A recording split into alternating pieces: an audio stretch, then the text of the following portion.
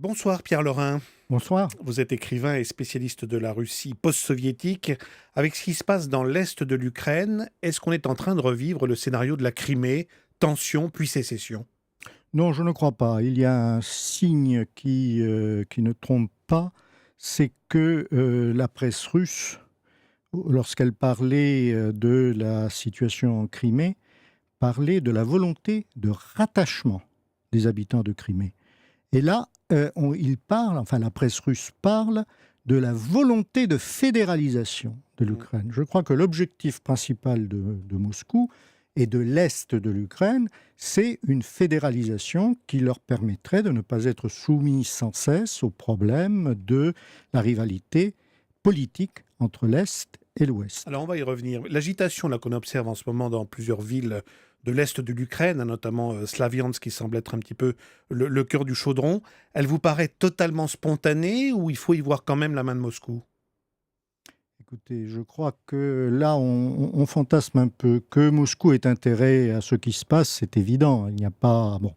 Euh, que ce soit Moscou qui organise, c'est une autre histoire. Vous savez, les manifestants du Maïdan et dans l'ouest de l'Ukraine n'ont pas eu besoin d'une aide extérieure pour prendre des commissariats, pour prendre des bâtiments administratifs et pour proclamer pratiquement des républiques autonomes. Alors pourquoi ceux qui pouvaient le faire sans aide extérieure dans l'ouest de l'Ukraine ne pourraient pas avoir des émules à l'est de l'Ukraine On qui parle quand sont... même d'insurgés lourdement armés qui ont l'air assez organisés. Écoutez, vous avez vu les photos vraisemblablement dans tous les organes de presse et ce sont des groupes paramilitaires qui ne semblent pas plus armés que ceux du Maïdan il y a quelques semaines. Qu'ils soient équipés avec des armes russes, c'est très rigolo. Je vois mal comment ils pourraient être équipés avec des armes d'un autre pays, étant donné que les armes de tout l'ancien bloc soviétique, sont russes. Vous avez vu que le pouvoir ukrainien de Kiev demandait aux Occidentaux d'intervenir sur le terrain. Alors évidemment, on n'en est pas là. Mais si des pays tiers s'en mêlaient, est-ce que vous pensez qu'il y aurait vraiment un risque de guerre avec la Russie? Je ne crois pas qu'il y ait de pays tiers qui puissent s'en mêler sans raison valable. La raison valable, ce serait effectivement une invasion russe. Et encore, qu'est-ce que l'on pourrait opposer il y aurait tellement de divisions à l'intérieur de l'Union européenne et des pays de l'OTAN que une décision quelconque serait différée pendant des jours et des semaines. Je crois que là, on est dans la déclaration de tous les côtés. On est dans le déclaratif. On On essaye montre de... ses muscles de chaque côté. Oui, on montre ses muscles tout simplement parce que va s'engager maintenant la phase sérieuse, c'est-à-dire la phase des discussions. Normalement, elles doivent commencer le 17.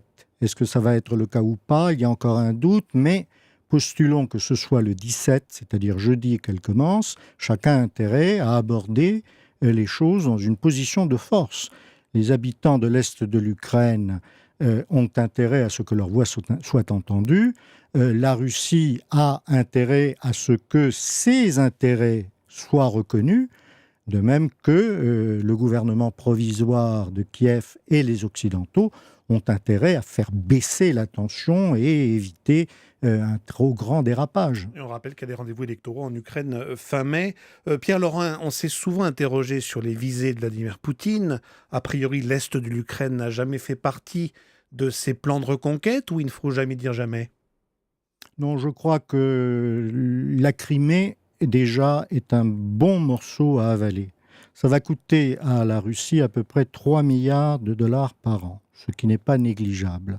Si, en plus, il se mettait en tête d'intégrer l'Est de l'Ukraine, ce serait une catastrophe financière pour la Russie.